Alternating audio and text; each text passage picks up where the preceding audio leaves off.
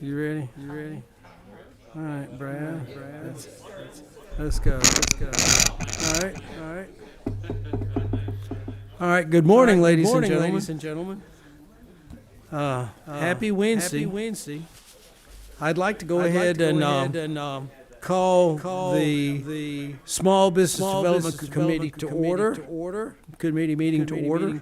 And in our first order of business, Chairman Tolver, I'd like to ask you to start us with prayer. Thank you, Mr. Chairman. Shall we pray? Lord, we thank you for the opportunity to be in the capital, the people's capital of Georgia, and we pray that everything we do and everything we undertake will be what's best for the citizens of this state. Lead, guide, and direct, and give us the wisdom to make the correct decisions. It's pleasing to you. In Christ's name we pray. Amen. Thank you, Chairman Tolver. Well, good morning, folks. Appreciate y'all being here. It looks on the agenda, Betsy. It looks like we've got you first. And I don't know whether do you want the podium or would you prefer which do you prefer? Podium's fine. Okay, the podium. All right. Should we start off with a rendition of Happy Birthday? No, we should not. So anyway, here. Oh my god. Y'all are wild. So I just was wondering, because my singing skills need a lot of work. But congratulations on your birthday, and thank you for sharing your time with us this day. A special day for you. And the floor is yours. Well, thank you, sir. Thank you, Chairman Chokas, and thank you, committee, for having us here today. We're so excited to be here. As you know, real estate is critical to both the United States economy and to Georgia's economy. So I'm excited to introduce you today two of our very, very involved members. My name is Betsy Bradfield. I am the Advocacy Director for the Georgia Association of Realtors.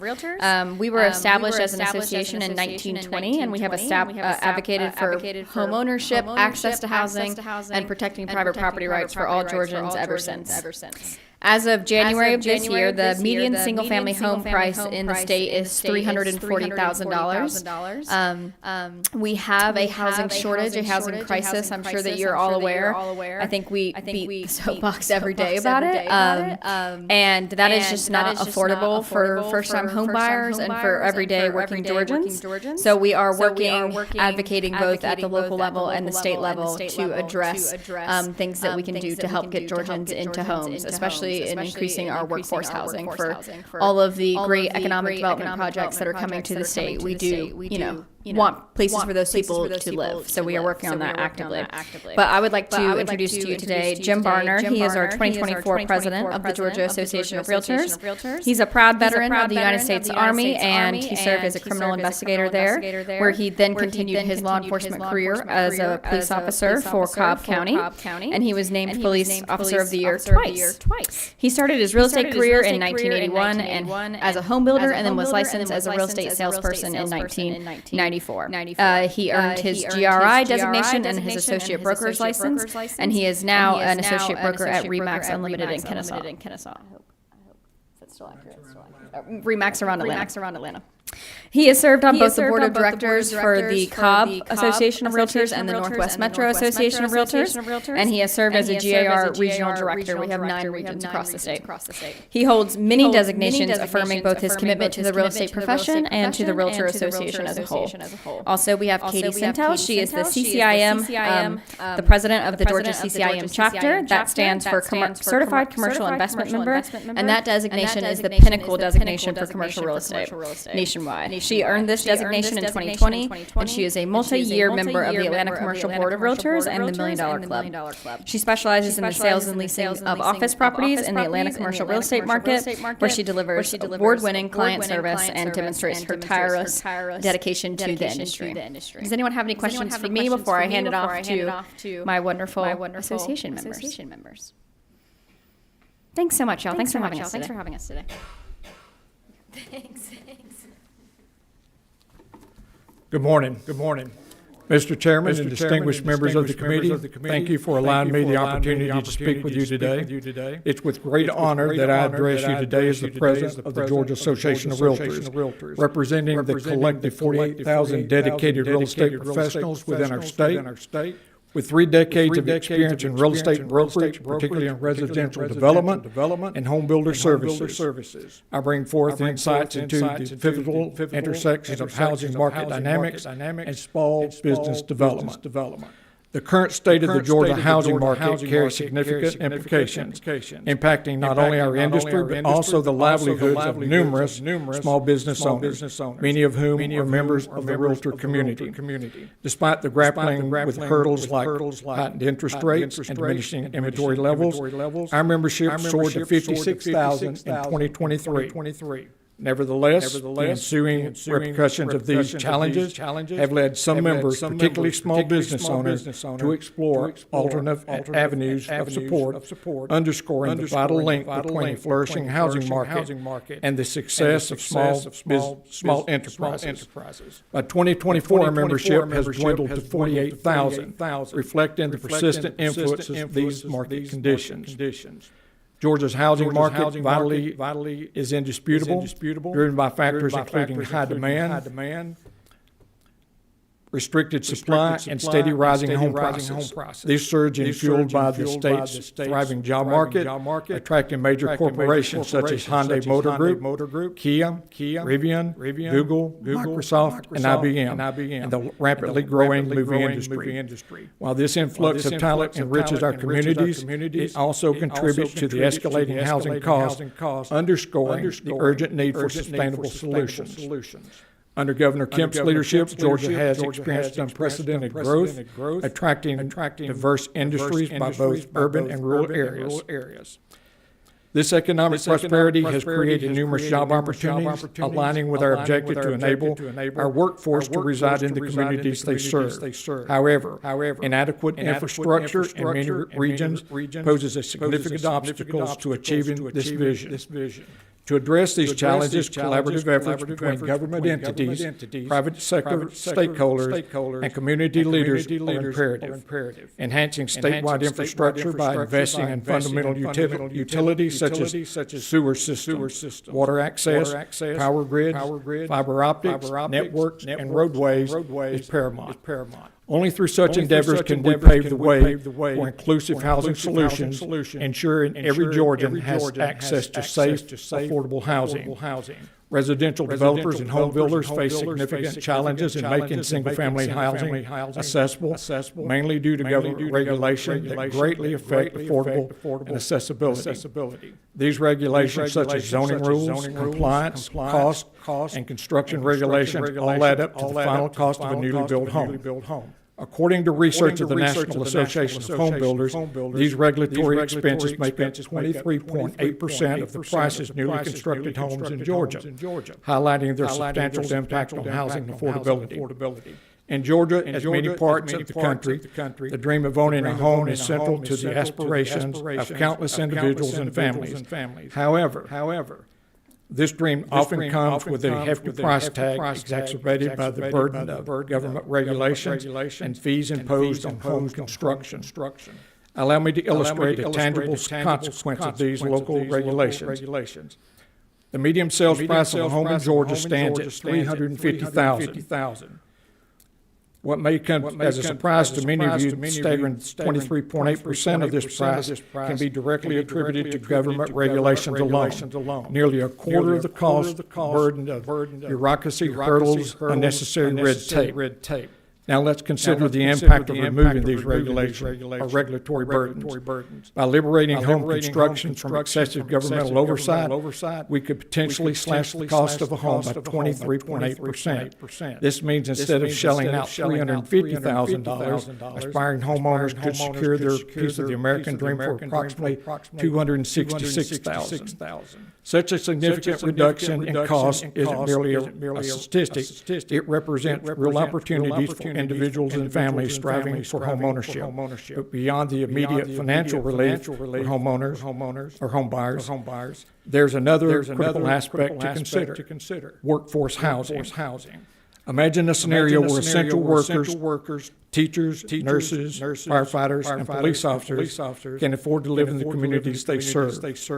By making homeownership more accessible and affordable, we're not only fulfilling the aspirations of these hardworking individuals, but also strengthening the social fabric of our neighborhoods. When workers live in the communities they serve, they are more invested in their community's well-being.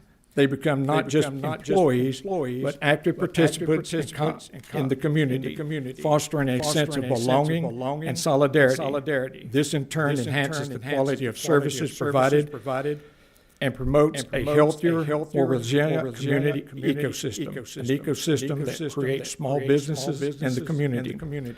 Additionally, increased homeownership among the workforce reduces commuting times and alleviates traffic congestion, leading to environmental benefits and improved overall quality of life.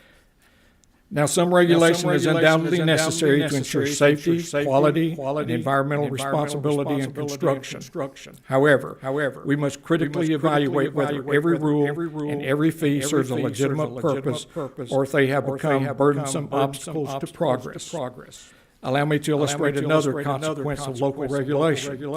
Many municipalities and counties have zoning regulations that impose minimum square footages. These minimum square footages, which serve as formidable barriers to affordable housing. Consider a young couple, John and Sarah, who are filled with hope and aspirations of owning their piece of the American dream. They scrimp and save every hard-earned penny, envisioning a modest yet comfortable abode where they can raise their children and build a future. However, their dreams are swiftly dashed by the cold, uncompromising reality of minimum square footage requirements set by local authorities. In our example, let's take a standard minimum square footage mandate of 1,800 square feet. At an average construction cost of $210 per square foot, the total expense skyrockets to a staggering $378,000. Now pause for just a moment and consider the weight that figure on the shoulders of our hopeful couple. It's not just a price tag, it's a barrier. It's a towering wall separating them from stability and security they so desperately seek. But what if we dared to challenge the status quo? What if we dared to envision a world where affordability wasn't a distant dream but a tangible reality for all? Let's entertain the notion of reducing the minimum square footage to 1,200 square feet or lower. Suddenly, the equation shifts, and with it, the realm of possibilities for our aspiring homeowners. A 210 per square foot at a revised cost comes to more tangible $252,000 or lower. Now here's where the true power of change reveals itself. By simply adjusting the arbitrary requirement, we unlock doors previously closed to so many. A savings of $126,000 isn't just a number on a balance sheet. It's a lifeline, a beacon of hope, illuminating the path toward affordable housing for our communities. I'd now like to share with you some stats for 2023, just to let you know where the existing home market is. In the span of a year, from 2022 to 2023, Georgia witnessed a notable evolution. The median sales price in Georgia rose from $340,000 in 2022 to $350,000 in 2023, making it a 2.9 increase. Similarly, the average sales price increased from $400,399 in 2022 to $417,957 in 2023, reflecting a 4.4 rise. Despite the price surge, pending sales declined from $137,342 in 2022 to $121,506 in 2023, a decrease of 11.5. Closed sales also experienced a downturn from $142,917 in 2022 to $121,026 in 2023, reflecting a 15.3 decrease. New listings followed suit, dropping from $184,198 in 2022 to $166,656 in 2023, making a 9.5 decline. Notably, the average days on market surged from 28 in 2022 to 40 in 2023, a significant 42.9 increase, primarily due to higher interest rates. The month's supply of inventory expanded from 2.2 months in 2022 to 2.5 months in 2023, indicating a 13.6 increase, highlighting the current seller's market. Additionally, the inventory of homes for sale saw a modest increase from 25,041 in 2022 to 25,750 in 2023, a 2.8 increase. In conclusion, the correlation between affordable housing and small business development in Georgia is foundational.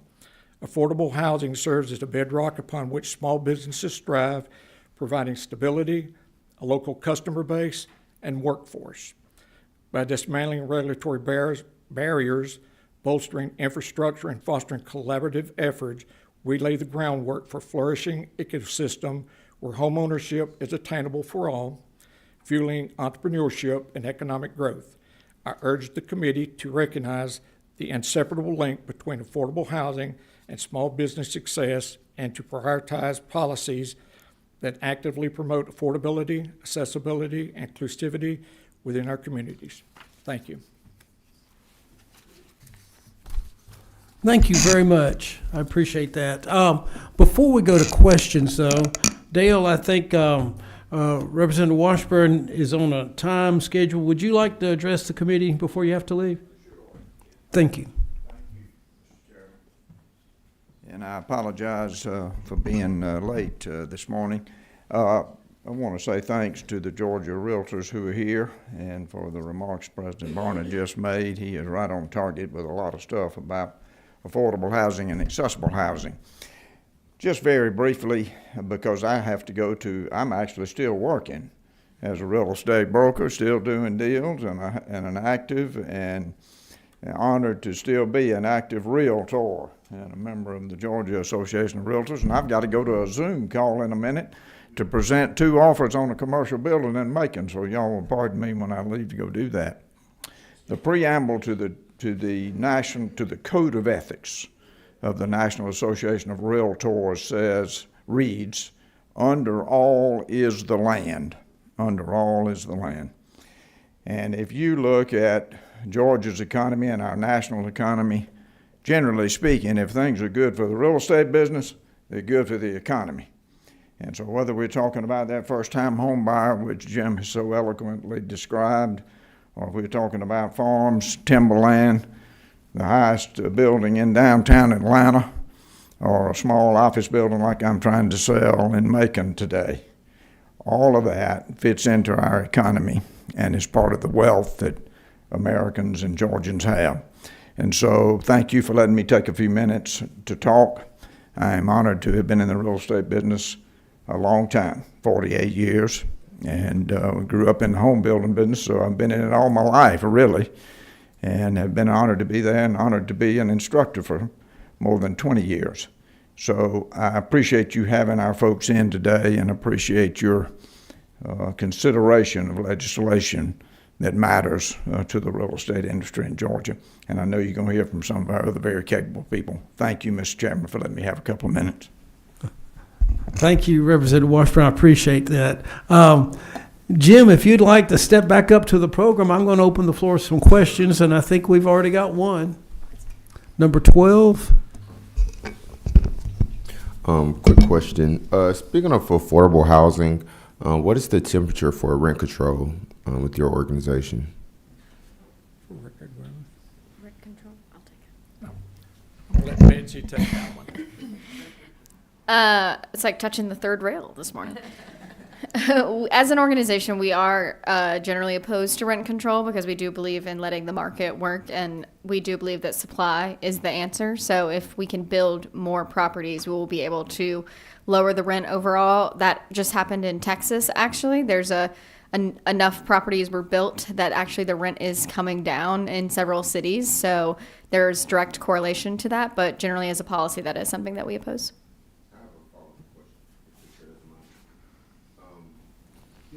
Recently, I read an article that said 19,000 homes in Atlanta were owned by 3 companies. What do you also think about maybe regulation on private equity companies owning a certain amount of homes or private entities owning a large stock of single-family housing?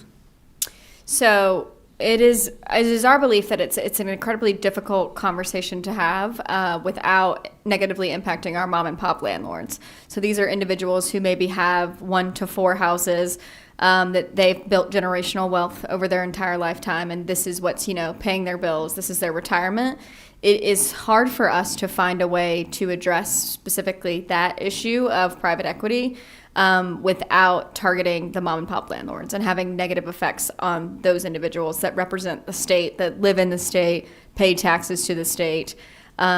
So we do understand that that is an issue and would love, to work further with that on that issue with you all as the legislature, but ultimately we would want to make sure we protect our mom and pop landlords and general real estate investment in the state.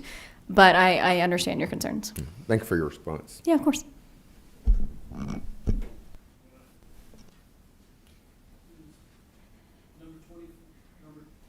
Number 24. That's me. Thank you very much. Thank y'all for being here. Question for you. You had the average, which one won't state this? It was the single family or single home average price in Georgia was $350,000. Yes, sir. All right. I live in rural Georgia. All of my little towns are small. So what's the highest part and the lowest part in rural Georgia? I'm talking about 15,000 less in the county, something of that nature. What are homes in that area in middle Georgia? Do you have an idea of what might be something in those? And I get to why I'm asking that kind of question, and if the chairman will allow me a follow-up. But I'm just curious to know what that amount of money would be, because this is an average over all of Georgia. Yes, sir, that's correct. That's a good example of exactly what we're trying to point out here. Mm-hmm. If you go to rural Georgia, where there's less regulation, Mm-hmm. in many counties, they don't even have zoning. Mm-hmm. If you have a piece of property, you can build on it. Mm-hmm. And therefore, if you took the same house in Cobb County, Georgia, Mm-hmm. and you were able to pick it up and you move it down to some place in South Georgia where it has no regulation, Mm-hmm.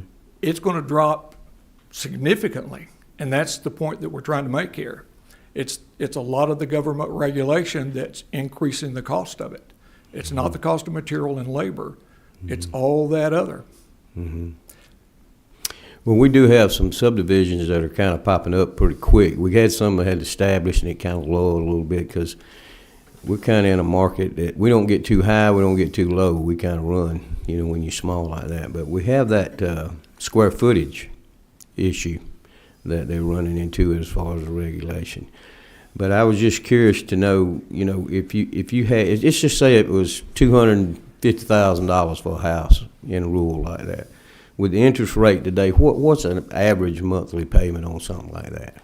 Well, I don't know on that particular dollar amount. I did hear on the news coming in today via an article that they were talking about Zillow says that mortgage rates have gone up in the last 3 years about 100 and something percent. Mm-hmm.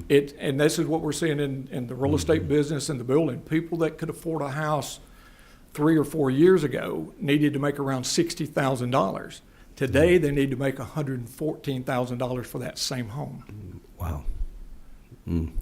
Where we were paying $32 for a framing package 3 years ago, that same framing package today is about $130,000 for the same house. Okay, right. So everything is going up, regulation goes up. I mean, I know we don't have enough time today, but I could sit here and give you stories about zoning and development that would double the cost of a lot. And based on the cost of a lot is where the builder starts in pricing. It's about 6 times the lot cost or more of what that home is going to cost. Yeah. So if you go from a $60,000 lot and now all of a sudden you're looking at a $150,000 lot just by regulation, it makes it unaffordable for the average person like me and you. Mm-hmm. Yes. One more question and I'll be done.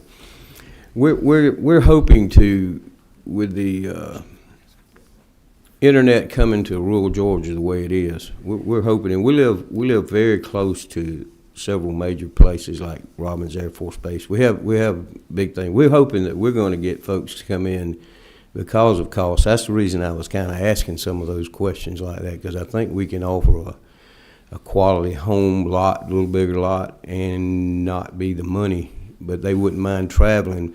Because when you live in the country, you don't go by minutes, you go by miles. Because you may be 20 minutes away from Warner Robins, as me and Noel know that, but you live up here and be 3 miles and it's 20 minutes. So, it's a big difference. Yeah, you're right. But I was just hoping that that I could get a little better understanding of what we're looking at, because we are seeing a little growth in family homes, folks moving into our county. Well, any additional information that you need specifically for an area, if you'll let Betsy know what we need, All right, Betsy. we'll be glad to get you that information. I appreciate that. Thank you very much. Thank you all for being here. Appreciate it. Good, thank you. Brad has an answer to your question about the mortgage rate. Could you come sit at and be there for backup? Okay, and so explain that, and then, Sir, I just wanted to send you that fast math. I use, and this is, I'm on record, but there's a mortgagecalculator.org. It is, I'm not telling you that's to live and die by, and every bank is different, but you can get into areas on it. Now, what Betsy can give you for reports is much better, but you can just fire up a quick, like I just did a $250,000 at 7.1. We gave them an 800 credit score just to see what it looked like, and threw it down in South Georgia. And I think the answer, I don't have it out now, but I think it was like 1680 something. So the thing is, so that's how that, but you don't get to put in any of the size. You just figure out how to get to that price and kind of work your way back from there. And I've done it with y'all before. I do what I call my calculator magic trick, where we shave off some square footage and watch the price come down.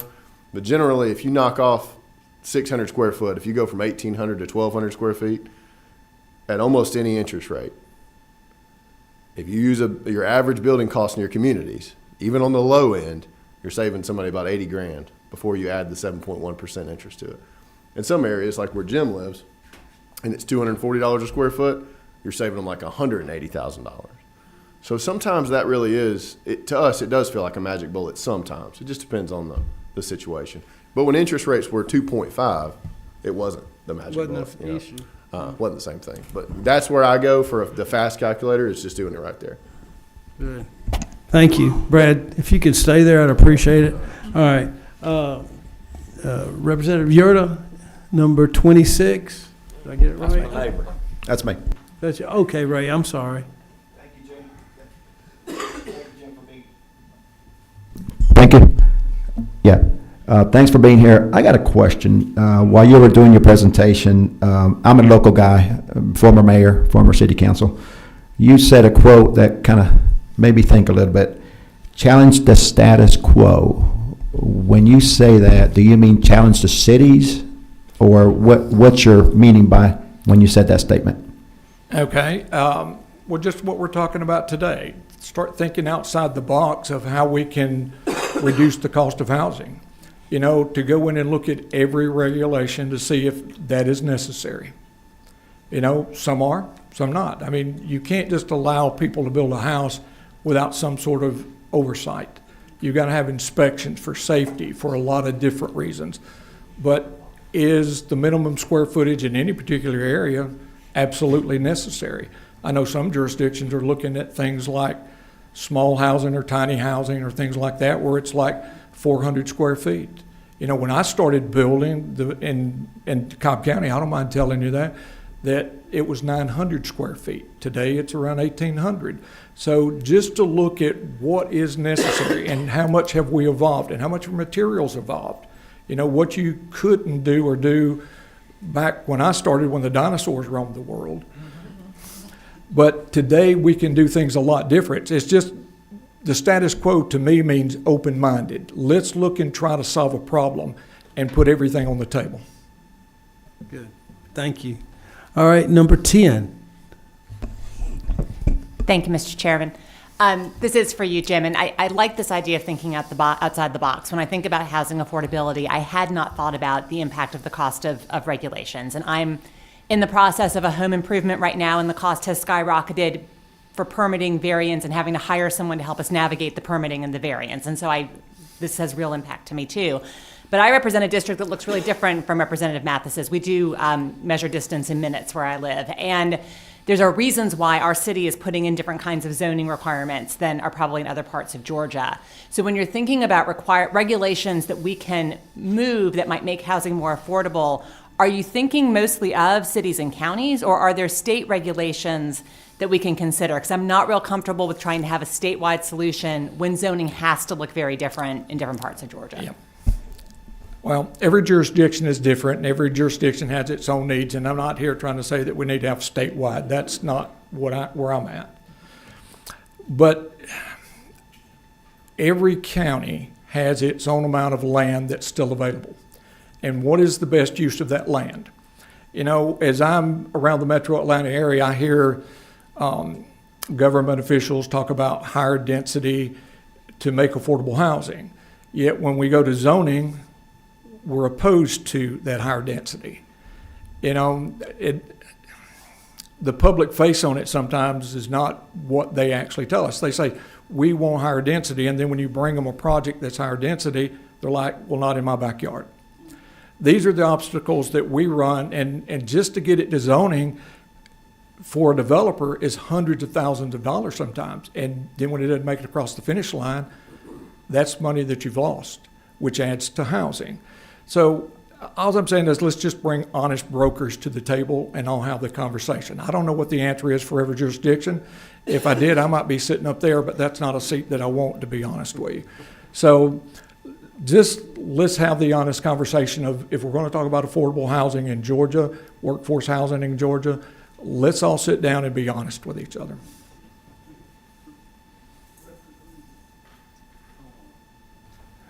Representative Braysmore, we want to give time to the other presenter, if that's okay. Thank you. You'll be first next time. All right. Jim, thank you. Ms. Katie, I'd like for you to talk to us about commercial investment. Good morning. Well, that's a tough act to follow, Jim, so I'll do my best. Yes, my name is Katie Centel. I'm with Pollock Commercial. We're a small, independent, 5-person commercial real estate brokerage here in Atlanta. I've been in the commercial real estate industry since 2005 and a transactional agent for the last 10 years. As a member of Georgia Association of Realtors, I serve as the vice chair of the commercial committee.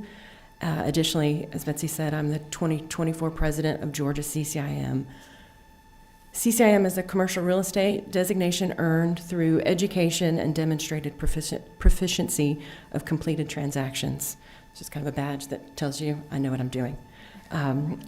My area of practice is primarily focused in the Atlanta metro area on the sales and leasing of office real estate. To give you a brief snapshot of the office market in the Atlanta MSA as of Q1 2023, there are 338 million square feet of office space. That covers 40 unique submarkets. There's 64 million square feet of that space currently available for lease. Of that, 8 million is sublease space. That's 7.5% higher than the peak during the Great Recession. Overall market vacancy is 15.6% and projected to increase. Net absorption, which is the difference between total move-ins and total move-outs, is a negative 1.5 million square feet. That's not good. Current events, these are not news to you, but they are significantly impacted the office market. COVID-19 has disrupted the demand for office space as companies determine their current and future space needs. Interest rates have increased 375 basis points in a less than 12-month period from 2022 to 2023, which has seized capital markets. Inflation and supply chain pressure have caused construction pricing to skyrocket, impacting not just base building construction, but the tenant-specific build-out needed to complete each deal. And forgive me if I'm going to oversimplify some real estate terms for you. I get commercial real estate folks get confused of speaking like doctors and acronyms, and so I'm not trying to mansplain anything here. The valuation of investment property is based on its rent roll. That is the total amount of rent projected less costs to operate the property. With the decrease in demand for office space and an overabundance of sublease space, Vacancy rates are rising, and there's downward pressure on rental rates. Commercial mortgages typically mature in 5 and 7 year windows. So what this means is those investors who acquired assets from 2017 to 2019 are now facing loan maturities in an environment where their debt service is 40% more expensive and their asset value is significantly reduced due to the decreasing rental and occupancy rates. In January, the nationwide overall distress rate for commercial mortgage-backed securities, or CMBS, increased 22 basis points. This rate is an indicator of potential loan defaults on commercial properties. Now, that's a national statistic. Of that, office is a pretty high percentage of that indicator. And I'm currently seeing this scenario play out in particular with 2 of my clients. I have an institutional investor who has an asset that is in receivership. It was bought 2017, 2018. Occupancy just never really increased, and so it just makes more sense for that to be in receivership than to move forward. I have an individual developer who's diligently working with his bank to hold on to the asset as I do my level best to secure new tenants for the building. Foreclosure is not just a negative impact on the investor. Each property is its own microeconomy, employing property managers, engineers, janitors, and other contractors. There are cafes and retail shops on site and surrounding the project that depend on business from those occupants, and these are majority small business operators. I've listened to more economic forecasts than I can count, and my crystal ball is unclear as to just how much fallout there will be in the office space. I know this sounds negative, but I also know that adversity brings adaptation, and there's opportunity in every part of a cycle. Office to residential conversion is just one of those things, speaking to the need for housing. And I do believe compared to other major metropolitan areas, Atlanta and indeed the Southeast are poised to make it out of this cycle. It's going to be bumpy, but be grateful we're not Chicago, San Francisco, New York, and others. So that's it. Thank you very much. Thank you, Katie, for that presentation. Are there any questions? No. Thank you, Mr. Chair. I just want to say thank you so much for the presentation, the information that's so critical we know that we have a major problem. And hopefully, I know with praying that the interest rates come down, that's one, but that we don't have any jurisdiction over or can handle. But if in fact we can get to a place where we have some sort of happy medium, because I know you all did a lot of work even during the fall and the summer working with entities. But if we can get to that place so that we can move this needle forward, because this has not just happened. We've had a crisis, a housing crisis for years. And it's difficult when you start to try to address it, and it's not perfect. We're going to have cities, we're going to have council people, we're going to have entities that are not going to be happy. But we have to do something. Georgia is growing by leaps and bounds, and they need somewhere to live. These people need somewhere to live, and affordable. So I just want to say again, thank you so very much, and whatever we can do to help, please, let us help you. I've got a question about the commercial office space. Is there any movement in repurposing that for residential space? There is. There's so many things that impact that. Red tape, jurisdiction, zoning, cost, NIMBY, all of the same things. Sometimes it's the nature of the building, the conversion, it's just too costly, or the permitting, just zoning is a huge part of that. If you try to convert a downtown office building into apartments, what does that look like and how do we accomplish that? Yeah. Thank you. Thank you. Do we have any other questions? Well, super. Thank you. If y'all want to talk with the presenters after the meeting, please do so. And Miss Betsy, I'm going to let you close it out. Not anything to say, but just thank you for having us today. And if we can do anything for you, please let us know. We will be around, and I'm also happy to share. We have, as Brad mentioned, little local market insights that mention the average sales price, the median sales price for January, average days on market, and gives you the actual amount of units that are currently listed in your county. So happy to share that with you if you would like it. Just let us know. Thank you so much. Good. Thank you. We got one last question. Quick. I know you guys build houses, but what about the people that after you've built them and they need maintenance and all sort of stuff? Do those folks are part of your group too? So we don't build them. We sell them. And Okay, what I'm talking about, he builds though, right? Or Mostly sale, yes, sir. okay, all right. I'm just trying to figure out who the people that are after you guys, after the house is built and sold. Who is anybody monitoring or supervising the people that do the repairs and the upkeep? Who does that? Is that part of your? so there's a general contractors usually are the ones who are hired, to do renovations, to do repairs and things like that. I think it really just depends on the project. They're not your memberships. Okay, all right. No, sir.